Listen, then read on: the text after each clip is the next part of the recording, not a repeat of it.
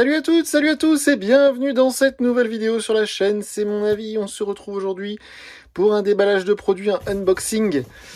Et je vous ai laissé le carton tel que je l'ai reçu pour vous montrer un petit peu, parce que celui-ci je l'ai commandé sur le site officiel de Xiaomi qui s'appelle mi.com. Donc pour ce Poco, parce que vous le savez, Poco et Xiaomi c'est la même chose. Donc je voulais vous montrer comment je l'ai reçu, et je l'ai reçu en seulement 48 heures, donc c'est pas mal du tout. On est vendredi, j'étais en train de regarder la saison 3 de Squid Game qui vient de sortir, et donc du coup mon colis vient d'arriver, et je l'avais commandé mercredi en fin de journée vers 17 heures à peu près. Donc il faut à peu près 48 heures. Et pourquoi je l'ai commandé sur mi.com? Parce qu'il est sorti donc en début de semaine et il y avait une promotion immanquable sur le site officiel de Xiaomi à 339 € seulement pour ce Poco F7. Donc la nouvelle législation oblige à vous prévenir que je ne suis pas sponsorisé par Xiaomi, ils ne m'ont pas fourni le smartphone, donc je leur dois rien, je dis ce que je veux. Voilà, c'est aussi simple que ça. Donc Poco F7 Pro, on avait testé le Poco F7 Pro il y a quelques semaines maintenant sur la chaîne, qui était pas mal du tout. Et là, c'est le F7 tout court. Alors, c'est assez bizarre, mais maintenant, ils font souvent ça, les constructeurs. Ils sortent souvent le modèle Pro ou Ultra avant, et puis après, le modèle, on va dire, standard. Chez Honor, ils ont fait pareil, avec le Honor 400 Pro et le Honor 400 Lite, qui sont sortis avant le Honor 400 tout court. Donc, c'est malheureusement, maintenant, c'est monnaie courante. Donc, 339 € seulement. C'est vraiment dingo comme tarif, parce que si on regarde la fiche technique, pour avoir un téléphone avec une fiche technique similaire, il faut sortir à peu près 500 € chez les concurrents. C'est le cas par exemple du Oppo Reno 13 qu'on a testé, ça dépend quand la vidéo sera publiée, mais le Reno 13 qui a une fiche technique très proche de celui-ci coûte vers les 500 €. Et le concurrent principal de ce Poco F7, ça va être le Nothing Phone 3 qui va sortir d'un jour à l'autre et qui a le même processeur, c'est-à-dire un Qualcomm Snapdragon 8S Gen 4. Alors, donc 339 €, c'était une promo, sinon son vrai prix c'est 399 €. Donc ce qui est plus logique en fonction de la fiche technique, mais même à 400 €, c'est un excellent rapport qualité-prix quand on regarde le tarif. Et alors vous avez dû remarquer qu'il y a ce chargeur Xiaomi fourni avec. C'est pas fourni avec, c'était proposé à un prix défiant toute concurrence. Quand on fait des déballages sur la chaîne, souvent je vous précise le prix d'un chargeur, parce que maintenant les chargeurs ne sont plus fournis dans les boîtes malheureusement. Et donc quand rarement il y a encore des chargeurs dans les boîtes, souvent je vous dis waouh c'est cool, parce qu'un chargeur 60 watts ça vaut 40 €, un chargeur 90 watts ça vaut 50 €, etc. Ça coûte très cher les chargeurs officiels, Je vous parle pas des marques bidons qu'on peut trouver sur Amazon ou dans les magasins, je vous parle des chargeurs officiels. Celui-ci, le chargeur Xiaomi 120 watts. Moi, j'avais du 90 watts à la maison. Maintenant, ça y est, j'aurai du 120 watts. Normalement, il coûte 59 €. Et là, si on l'achetait en même temps que le téléphone, sachant que le téléphone de mémoire, il prend 90 watts en recharge, il coûtait seulement 9,99 €. Donc le tout, là, j'en ai eu pour 350 €. Donc j'ai sauté sur l'occasion, parce que 9,99 € pour un chargeur officiel Xiaomi 120 watts, c'est délirant. Alors je peux pas vous retranscrire en vidéo, mais il est super lourd. Rien que la boîte est lourde. Donc rien que le poids, on en a pour son argent. Donc je le mets de côté. Ce qui nous intéresse aujourd'hui, c'est ce fameux F7. Alors, petite micro-déception pour moi, quand je m'y suis intéressé, c'est que le F7 Pro était excellent. Le F7 Pro, on le trouve pas très cher, on le trouve en dessous des 500 € sur Amazon et ailleurs, sur AliExpress, etc. Et le F7 Pro, eh bien, il était grand et lourd. Et mon espoir secret, au fond de moi, c'était que le F7 tout court soit petit, fin et léger. Malheureusement, c'est pas le cas. Il est un petit peu moins puissant, en tout cas il reste extrêmement puissant, ça on va être très clair, mais au niveau du poids et du format, ça reste similaire au F7 Pro, donc c'est très grand et c'est très lourd, donc ce sera peut-être mon seul regret.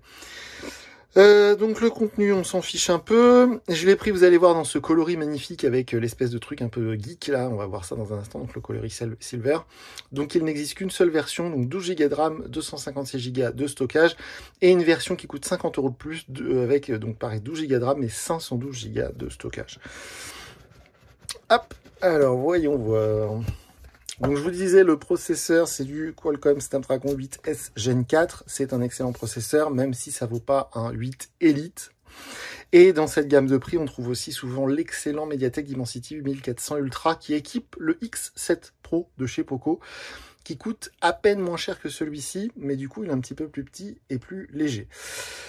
Donc la batterie 6500 mAh, moi je pense que c'est la nouvelle technologie silicone carbone, mais chez Poco sur le site, ou en tout cas même sur le réseau social X, le compte officiel, ils n'ont pas voulu confirmer que c'est du silicone carbone, mais une si grosse batterie dans un téléphone, on va dire, si compacte, entre guillemets, parce que 200 grammes, 210 grammes de mémoire, ça reste assez léger pour une telle batterie. Donc moi je pense que c'est la nouvelle technologie. Bref, un immense écran 6,8 pouces. Alors 1,5K, j'ai compris que c'est le nombre de pixels. Pendant quelques mois, je vous ai dit, c'est très flou cette nouvelle dénomination. Il y a des écrans qui se prétendent 2K, il y a des écrans qui se prétendent 1,5K. En gros, c'est le nombre de pixels multiplié dans sa largeur fois sa hauteur. En gros, ça fait un écran 1,5K. Voilà, c'est un peu bidon comme définition. Moi, je trouve ça beaucoup plus intéressant de parler du nombre de pixels par pouce. Plus c'est élevé, plus l'affichage sera fin. On est évidemment sur du 100 Hz, donc toujours pas de 144 Hz malheureusement. J'espère que ça va arriver pour l'année prochaine.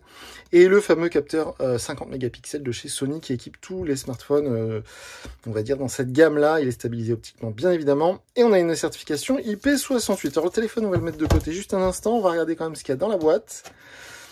Alors, voyons voir. Donc l'outil pour sortir le tiroir SIM, évidemment, c'est tout jaune. On est bien chez Poco. Le câble USB-A vers USB-C, donc je vais pouvoir brancher ça là-dessus. Haha, donc parfait. Et la nouveauté, on vous a fait une vidéo pour vous en parler sur la chaîne secondaire, c'est mon avis 2. On voulait vous parler de ces nouvelles étiquettes énergie, donc je vais la garder de côté. Je vais les collectionner, puis un jour je vous ferai une vidéo pour toutes les comparer.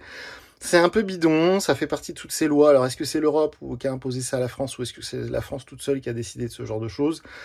Honnêtement, je trouve que ça veut pas dire grand-chose. Pourquoi ce F7 serait classifié B alors qu'il y en a d'autres, j'ai vu il y a pas longtemps un Samsung Galaxy A36 qui est classifié C. Ça n'a aucun sens.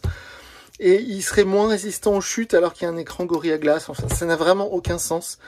La batterie serait rechargeable 1000 fois. J'ai vu 1200 fois sur d'autres smartphones. Encore une fois, ça n'a aucun sens.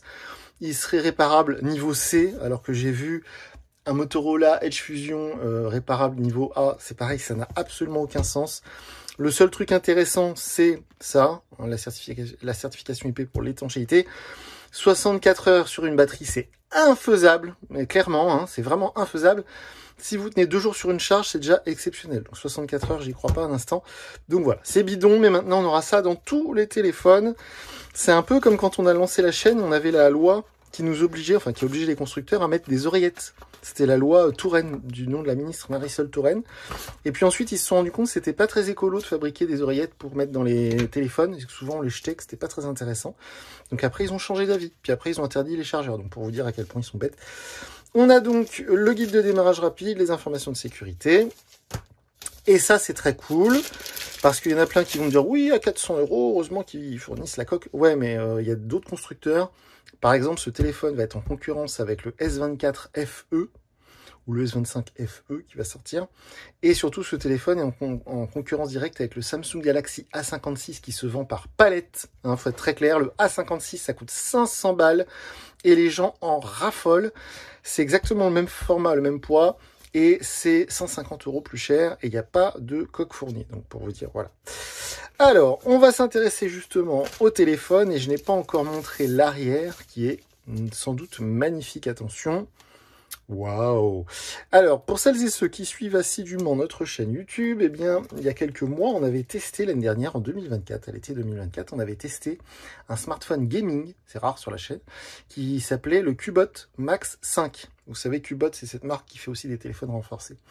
Et le design, vous irez voir la vidéo, parce que j'ai plus le téléphone. Mon fils s'en est servi pendant plusieurs mois, mais là, il a changé, il est passé sur du Poco, justement. Et le design, c'est clairement inspiré du Cubot Max 5. Alors, il y en a qui me diront, oui, il y a d'autres téléphones gaming qui ont le même design. Ok, pourquoi pas. C'est assez sympa. Le logo Snapdragon, qui est ici, qui est caché ici. Alors, la communication de Poco France, je sais pas qui s'en occupe. C'est sans doute un cabinet de PR, comme on dit maintenant, de press relationship ou de relations publiques, bref. Mais alors, classer ces petites bandes holographiques magnifiques en disant qu'elles sont vertes fluo, j'ai trouvé ça, je sais pas, assez à côté de la plaque, parce que j'ai vu les communications officielles de cette agence de relations publiques qui fait les publications sur les réseaux.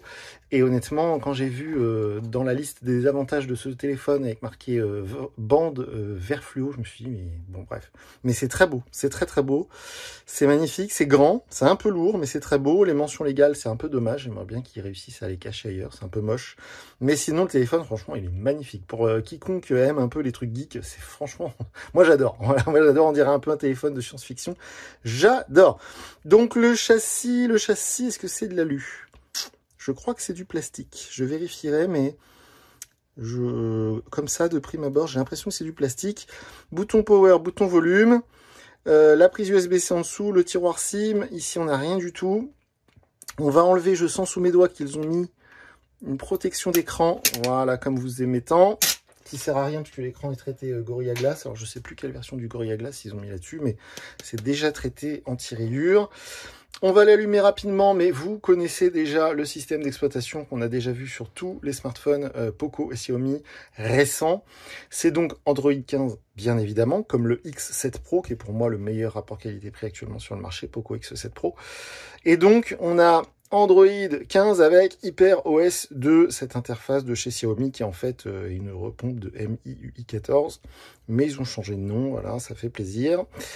Et c'est une interface que j'apprécie, que je trouve moderne, que je trouve personnalisable, que je trouve stable, mais qui est bourré de pubs. Voilà, c'est le seul inconvénient quand on achète du Poco Xiaomi. On a un excellent rapport qualité-prix, mais il faut faire très attention parce que partout, ils vous foutent de la pub.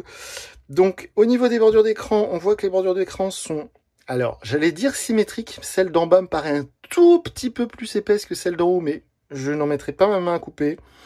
Si je mesure peut-être avec un truc numérique, peut-être c'est la même épaisseur, mais visuellement parlant, elle me paraît un tout petit peu plus épaisse en bas, mais bon, c'est pas très grave. En tout cas, les bordures d'écran sont quand même très fines. On va faire suivant, contrôle parental, non. J'aime bien la police d'écriture Mi, comme on appelait ça. Donc voilà, ça c'est typiquement le genre de choses. Si vous faites accepter, vous aurez de la publicité sur votre écran de verrouillage. Comme il vous l'explique, la photo va changer toute la journée. Vous allez passer d'un chaton à une montagne, à une plage, etc. Mais attention, il y aura de la publicité. Donc ça, il faut faire non. Moi, j'aime bien le tiroir d'application, les gestes évidemment. Et donc avec 12 Go de RAM et un processeur Qualcomm Snapdragon 8S génération 4, normalement, ça va aller très vite. Bien sûr, c'est un smartphone qui fait 5G. Je crois qu'il y a le Wi-Fi 7, il faudra que je vérifie. Bien sûr, le lecteur d'empreintes est sous l'écran. Bien sûr, il fait NFC. Donc, il y a tout ce qu'on cherche sur un smartphone moderne. Mais encore une fois, le tarif, moi, auquel je l'ai touché, hein, j'espère pour vous aussi que si ça vous intéresse, vous allez le trouver à ce tarif-là, 339 € pour un téléphone avec cette configuration, comme on dit, avec cette fiche technique, ces spécifications techniques, c'est hallucinant. Je sais pas comment ils font. Déjà, le X7 Pro, que j'adore, en ce moment, on le trouve vers les 300 € sur certains sites, et c'est déjà une bombe. Celui-ci qui est encore plus puissant, on le trouve à 40 € de plus actuellement. C'est dingue. Mais franchement, c'est dingue. Je ne sais pas comment ils gagnent de l'argent. Si vous prenez un Xiaomi, donc c'est comme Poco, hein, mais dans, on va dire, la maison mère, avec la même fiche technique, je pense qu'on va être sur le Xiaomi 15T qui va bientôt sortir et on sera forcément plus cher. Donc Poco, ça reste une marque peu connue, ça reste un truc pour les geeks, pour les connaisseurs. Le rapport qualité-prix est dingue, je le répète. Donc on voit cette interface qu'on connaît, qu'on a déjà vu plein de fois. On va aller rapidement dans le menu. On est bien sur le F7. Alors stockage, oui, 256 plus 8. Qu'est-ce que c'est que ce bazar ? Stockage, d'accord. Je sais pas pourquoi il m'affiche 29. Ah oui, il y a 29 Go pris sur les 256, mais pourquoi il met plus 8 ? Bon, bizarre, bref. Donc on est bien sur la version Android 15, on est bien sur HyperOS 2, donc tout ça ok, cohérent. Donc ce que je vais faire, je vais mettre mes applications, mon compte Google, ma carte SIM, je vais emmener ce téléphone partout avec moi, je vais tester bien sûr les photos, l'autonomie, les performances, je m'inquiète pas trop pour ça.